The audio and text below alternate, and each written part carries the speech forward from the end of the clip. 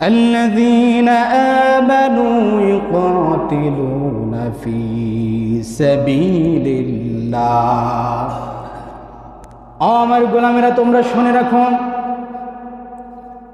ও আমার বান্দারা তোমরা শুনে রাখো আল্লাযীনা আমানু যারা নাকি ঈমান এনেছে আল্লাহর প্রতি যারা বিশ্বাস স্থাপন করে পরকালের প্রতি যারা বিশ্বাস স্থাপন করে আখিরাতের প্রতি যারা বিশ্বাস স্থাপন করে আসমানি কিতাবের প্রতি যারা বিশ্বাস স্থাপন করেন কাল কঠিন কিয়ামতের ময়দানে আখিরাতের আদালতে জবাবদিহি করতে হবে সেখান থেকে ফয়সালা হবে কারোর জন্য জান্নাত কারোর জন্য জাহান্নাম এটার প্রতি যারা বিশ্বাস স্থাপন করেন পয়গম্বরদের প্রতি যারা বিশ্বাস স্থাপন করেন আসমানি কিতাবের প্রতি যারা বিশ্বাস স্থাপন করে নিয়েছে আল্লাহ রাব্বুল আলামিন ডাকতে বলেন ওই সমস্ত মানুষেরা কি করে রাব্বুল আলামিন বলেন কাতিলুনা ফি সাবিলিল্লাহ ওই সমস্ত মানুষেরা কেবলমাত্র শুধুমাত্র সংগ্রাম করবে একজনের পথে চিল্লা বলতে হবে তিনি কে তারা সংগ্রাম করবে আল্লাহর পথে কার পথে তারা আল্লাহর পথে সংগ্রাম করবেন তাদের জীবনে যতটুকু সময় পাবেন তাদের চেষ্টা প্রচেষ্টা মর্যাদা সমস্ত কিছুই রব্বুল আলামিনের পথে তারা ব্যয় করবে আল্লাহ রাব্বুল আলামিন অপর পক্ষে বলছেন ওয়াল্লাযীনা কাফারু ইকাতিলুনা ফি সাবিলিত তাগুত আল্লাহ রাব্বুল আলামিন বলেন অপর পক্ষে যারা নাকি আসমানি কিতাবের প্রতি বিশ্বাস স্থাপন করে না জান্নাত জাহান্নামের প্রতি যারা বিশ্বাস স্থাপন করে না কাল কঠিন কিয়ামতের ময়দানে আখিরাতের আদালতে হিসাব দিতে হবে হিসাব দিয়ে কারোর জন্য জান্নাত হবে কারোর জন্য জাহান্নাম হয়ে যাবে ওই কাল কঠিন কিয়ামতের ময়দানে আখিরাতের আদালতের হিসাব নিকাশকে যারা অস্বীকার করে নিয়েছে জান্নাত জাহান্নামকে যারা অস্বীকার করে নিয়েছে আম্বিয়া কিরামদেরকে যারা অস্বীকার করে নিয়েছে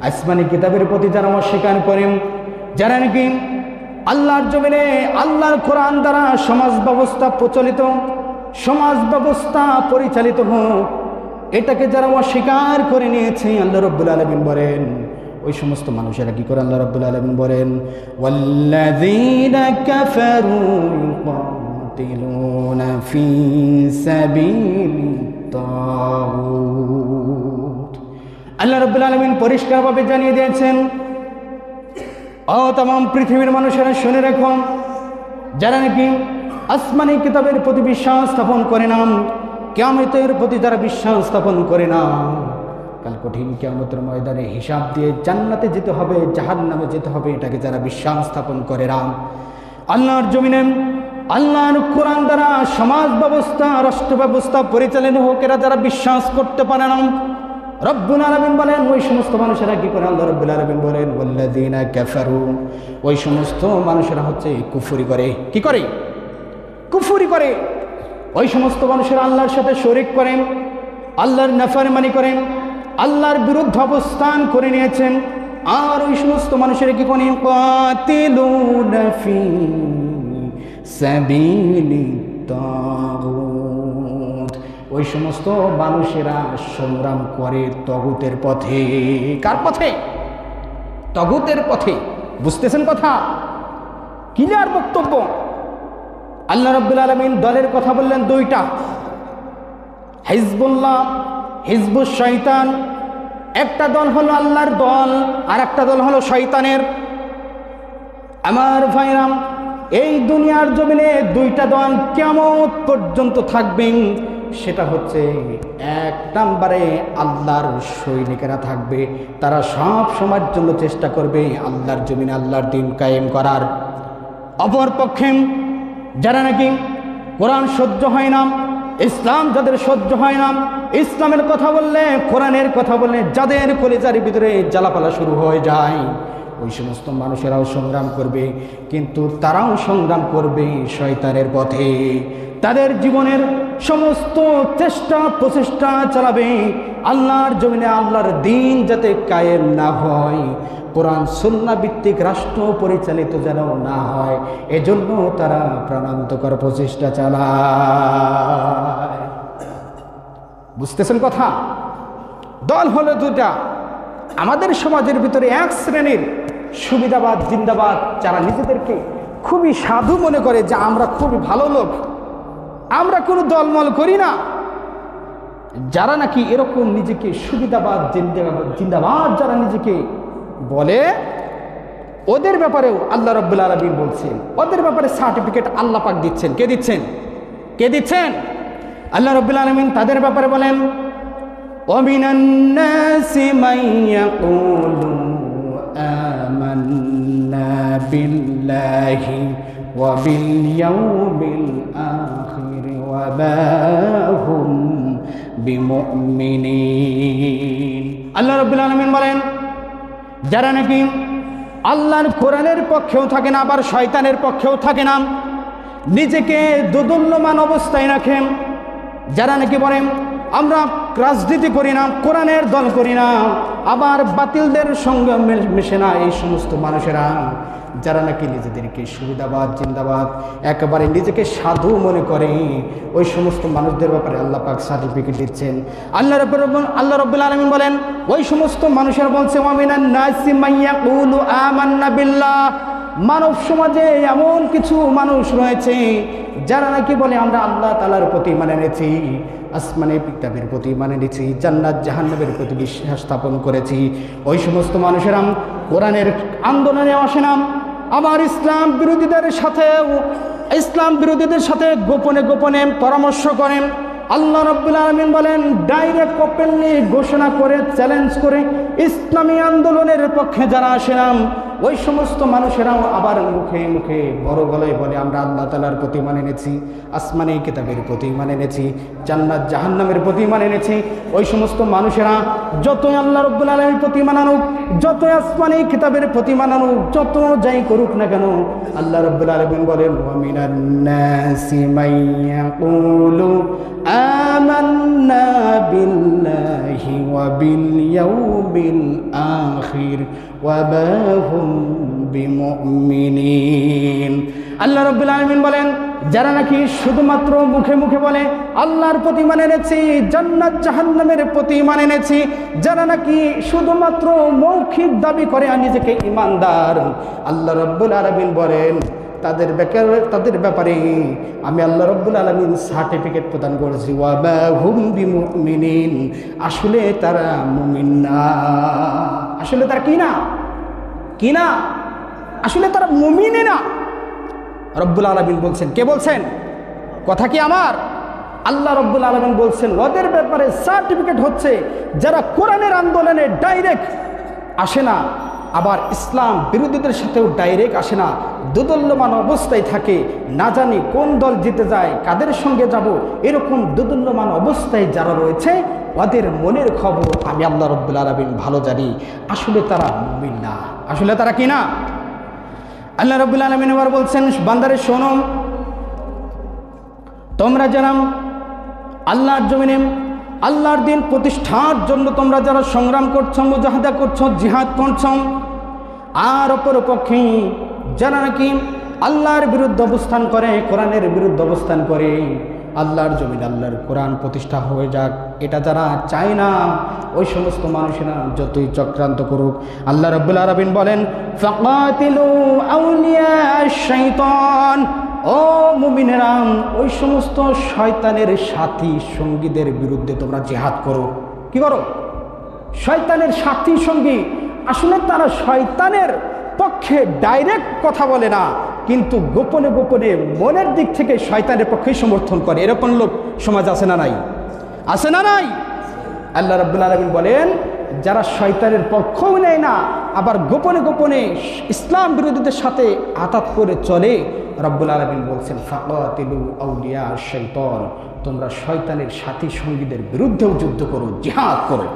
আল্লাহ রাব্বুল আলামিন বলেন ও দুনিয়ার মানুষেরা তোমরা শোনো, তোমরা আল্লাহর জমিনে আল্লাহর কোরআন প্রতিষ্ঠার সংগ্রাম করতে গিয়ে বাতিলেরা যত ধরনের চক্রান্ত করুক তোমাদেরকে দেশেই থাকতে দেবে না, তোমাদেরকে দুলিশাত করে দেবে, তোমাদেরকে বিদায় করে দেবে।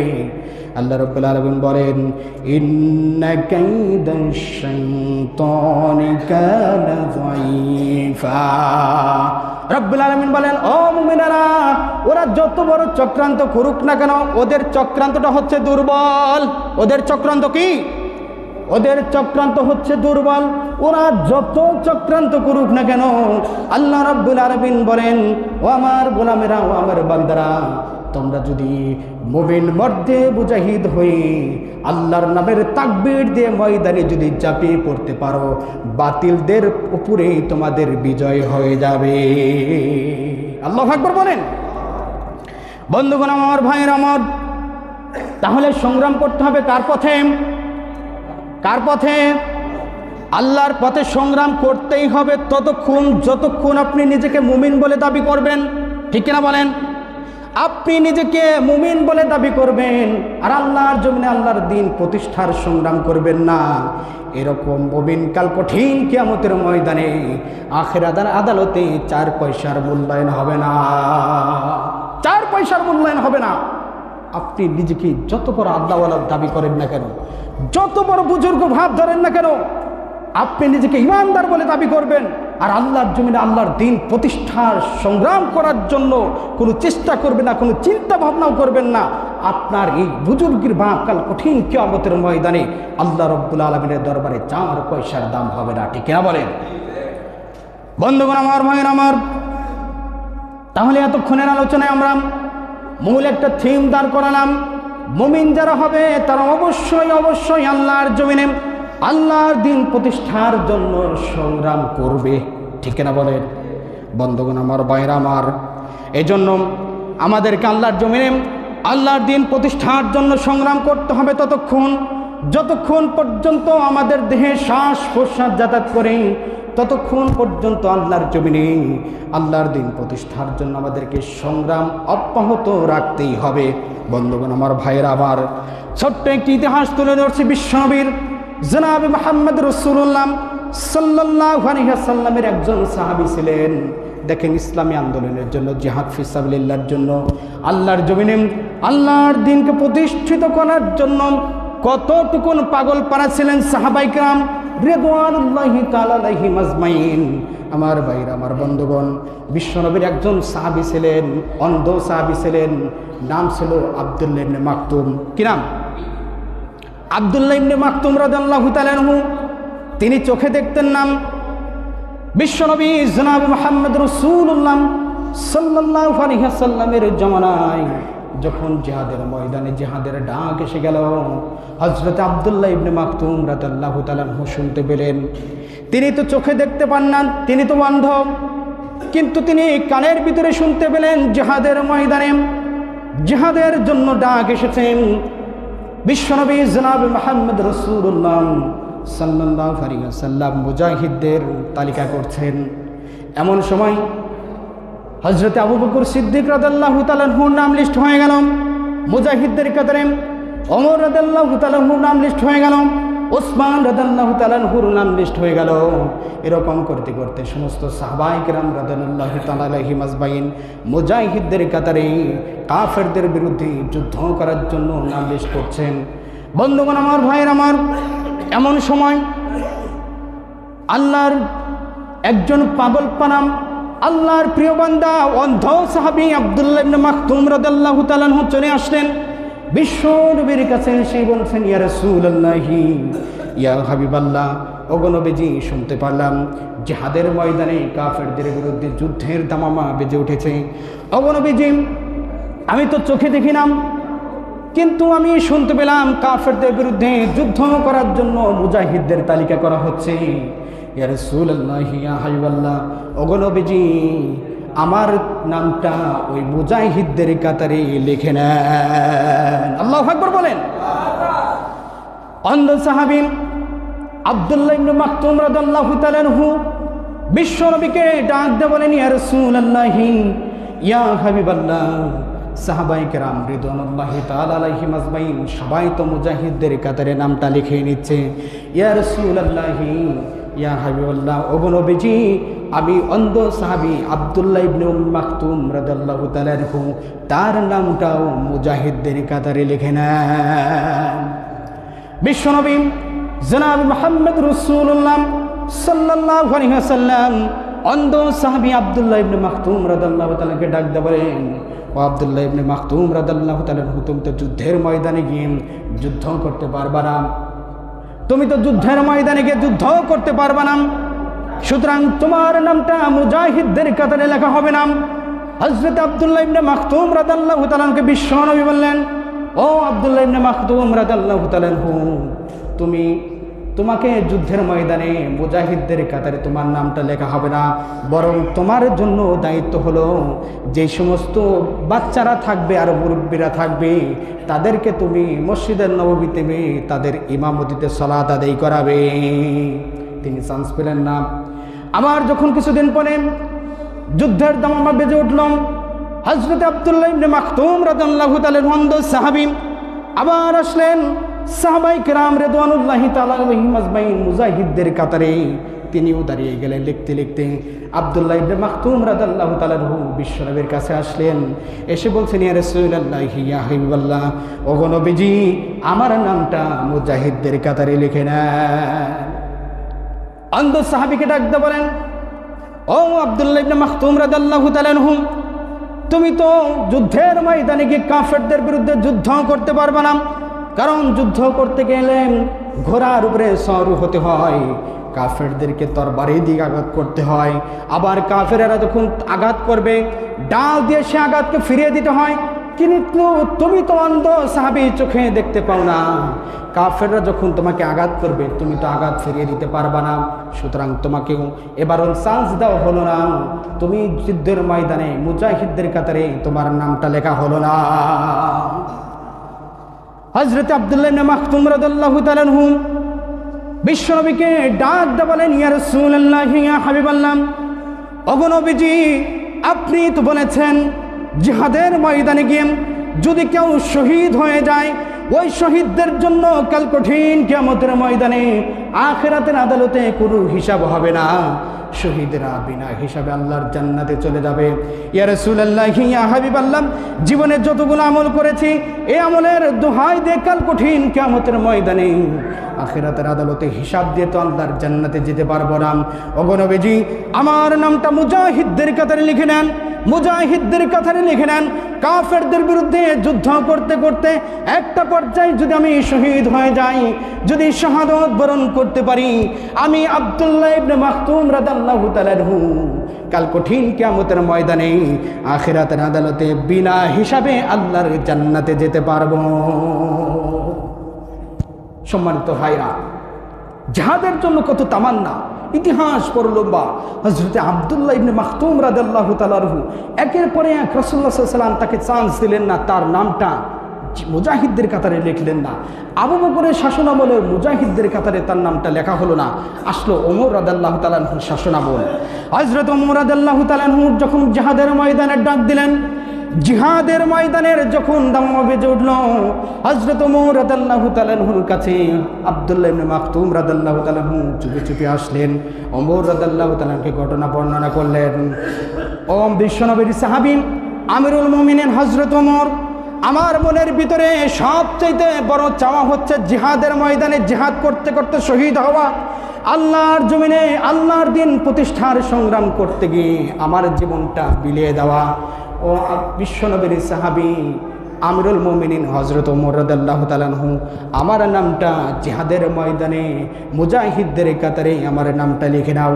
হযরত ওমর রাদিয়াল্লাহু তাআলা আনহু একই কথা বললেন। ও আব্দুল্লাহ ইবনে মাকতুম রাদিয়াল্লাহু তাআলা আনহু, যুদ্ধের ময়দানে গিয়ে কাফেরদের বিরুদ্ধে তুমি যুদ্ধ করতে পারবে না, ডাল চালাতে পারবে না, তরবারি চালাতে পারবে না, অতএব তোমাকে যুদ্ধের ময়দানে জিহাদের কাতারে তোমার নামটা লেখা হলো না। হযরত আব্দুল্লাহ ইবনে মাকতুম রাদিয়াল্লাহু তাআলা আনহু কান্না কণ্ঠে বলছেন, ওগো আমিরুল মুমিনিন হযরত ওমর রাদিয়াল্লাহু তাআলা আনহু, একটাবার শুধুমাত্র আমার নামটা মুজাহিদদের কাতারে লিখে নেন। আমি যুদ্ধের ময়দানে গিয়ে কাফেরদেরকে হত্যা করতে চাই না, আমি শুধু জিহাদের ময়দানে গিয়ে কাফেরদের বিরুদ্ধে যুদ্ধের ময়দানে গিয়ে শুধুমাত্র একটা অংশগ্রহণ করতে চাই।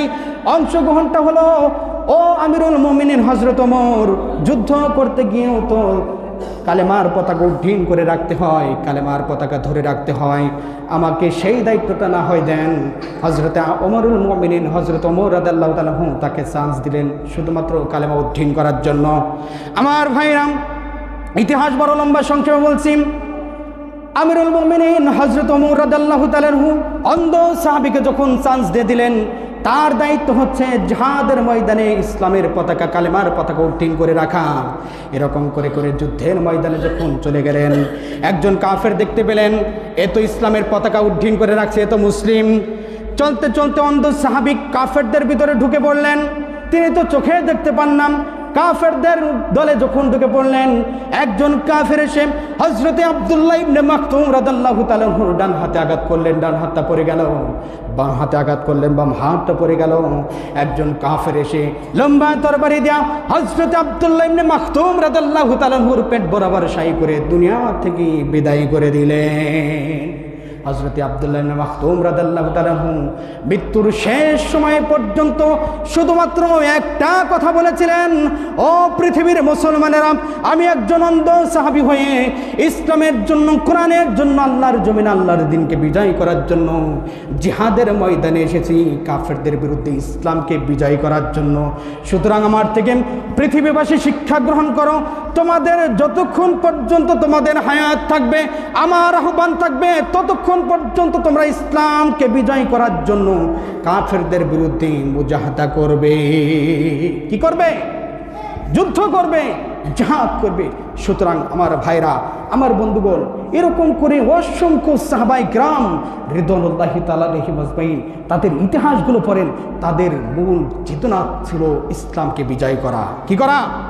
তাদের জীবনের সমস্ত কিছু উৎসর্গ করে একটাই চাওয়া পাওয়া ছিল, তারা ইসলামকে বিজয় করার জন্য তাদের নিজেদের জীবন সংগ্রাম সবকিছুকে উৎসর্গ করে দিয়েছিলেন ইসলামের জন্য। ঠিক কিনা বলেন? আজ আমাদেরকে সাহাবায়ে কেরাম রিদওয়ানুল্লাহি তাআলা আলাইহিম আজমাইন তাদের চেতনায় উজ্জীবিত হয়ে আজকে আমাদেরকে সময় এসেছে ইসলামকে বিজয় করার জন্য আমাদের জীবন, প্রাণ, অর্থ, সম্পদ সব কিছু ইসলামের জন্য বিসর্জন দিয়ে হলেও আমাদেরকে ইসলামকে বিজয় করতেই হবে। ঠিক কিনা বলেন? আগামীতে বাংলার জমিনে ইসলাম প্রতিষ্ঠার জন্য আমাদেরকে সর্বোচ্চ ভূমিকা রাখতে হবে। আল্লাহ রাব্বুল ইজ্জত ওয়াল জালাল যেন আমাদেরকে তৌফিক দান করেন। চিল্লা বলেন আমিন।